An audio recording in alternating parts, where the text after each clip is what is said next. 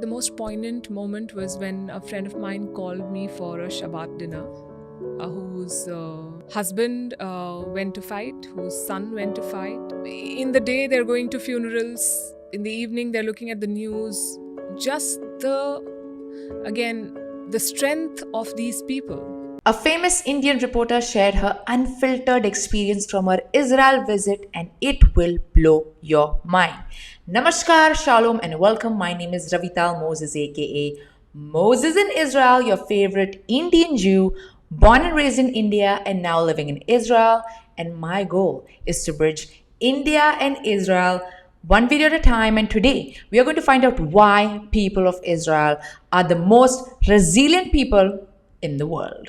What was the most horrific thing or the most troubling thing in your whole tenure in Israel? I wouldn't say horrific, but the most poignant moment was when a friend of mine called me for a Shabbat dinner, whose husband went to fight, whose son went to fight. In the day, they're going to funerals. In the evening, they're looking at the news. Just the strength of these people. All right, let me give you some context.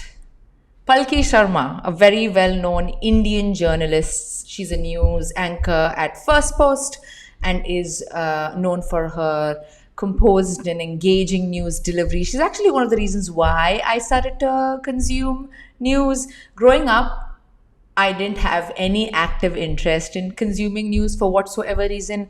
But when you have somebody who's able to articulate something that might not be of interest but can make it more interesting through their interesting POV and their delivery, I think they've done a great job. I've never had the chance to actually meet her in person, but someday would love that. So if someone knows her personally and is a subscriber of Moses in Israel, please make that connection because I would love to meet her. Coming back to this, so she was invited on the Ranveer show to speak about her experience in Israel. All right. So for those of you who don't know, after October 7th, 2023, a lot of the reporters and news anchors flew to Israel to cover the news. Because there was so much misinformation, a lot of the news channels, for the right reasons, have sent their people, their anchors and journalists, to be able to cover news authentically. Because we know things have gone viral for the wrong reasons and they've also been false. Now she mentions that during her visit in Israel, she had a friend who invited her for Shabbat dinner.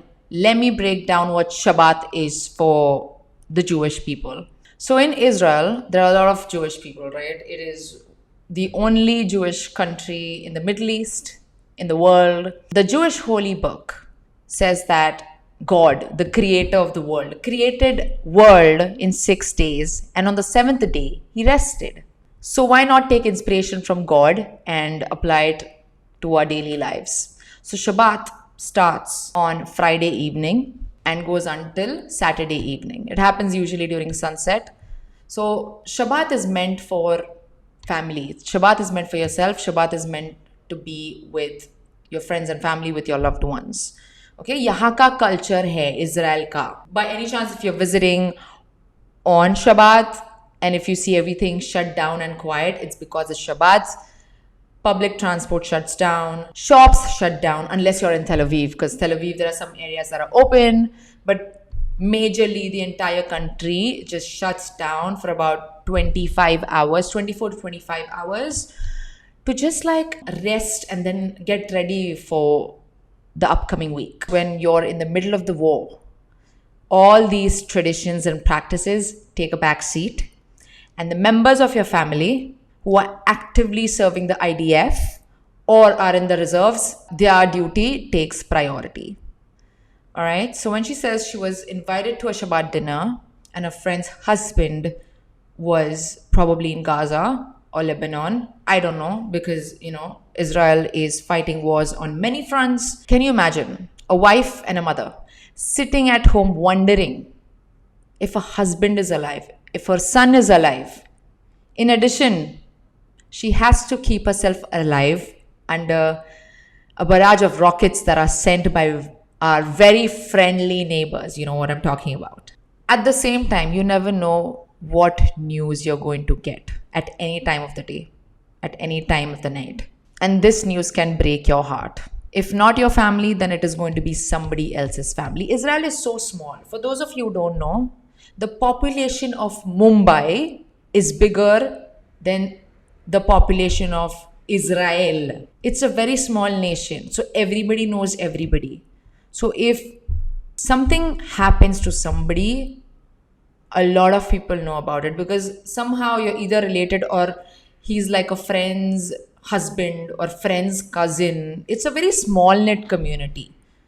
तो किसी को भी कुछ भी होता है ना, it affects the entire community. The saddest part is this is our reality. Like Palki said, during the day we are attending funerals and in the evening we are consuming news. And then of course we want to make sure we are also wanting to spend time with family and friends during Shabbat. Also, like, it's a big culture here to be able to invite your friends for Shabbat.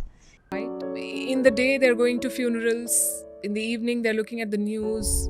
Just the strength of these people moved me. That in the middle of all of this, they are following customs and they're trying to take it one day at a time when their whole world seems to have collapsed around them. It was very moving. I honestly became a little bit teary-eyed when I look at the soldiers because every day we are losing our soldiers. It's very sad. Every single day. And these soldiers are like young, 18 to 25. And there are so many in the reserves. But we're losing people. We're a small country. And, losing one life takes a toll on everybody.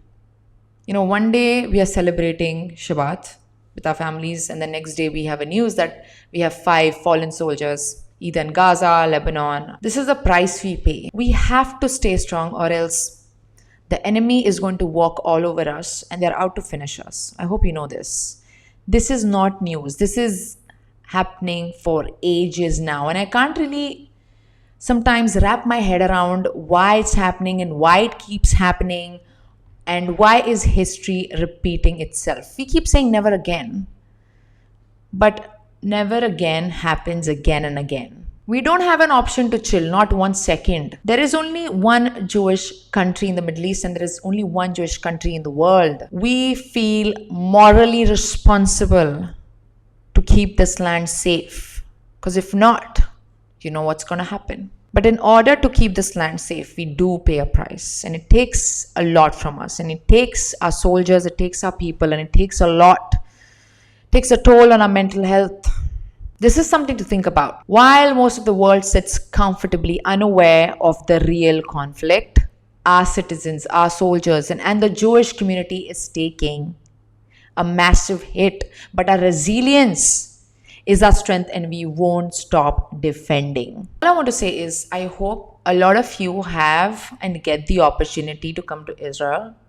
Whatever they show you on the news, most of it is BS. You really need to come here and experience living here. Even if you travel, you'll get like a taste of what Israeli culture is, what Jewish people are, why we do a certain thing, and why we are resilient. You have to experience it. Thanks to each and everyone who's been supporting Israel. We don't take support lightly. And I hope I'm able to bring my POV to the table because I think it's important. I have so many good things to share. Till then, stay safe, consume the right content, and I'll see you next time.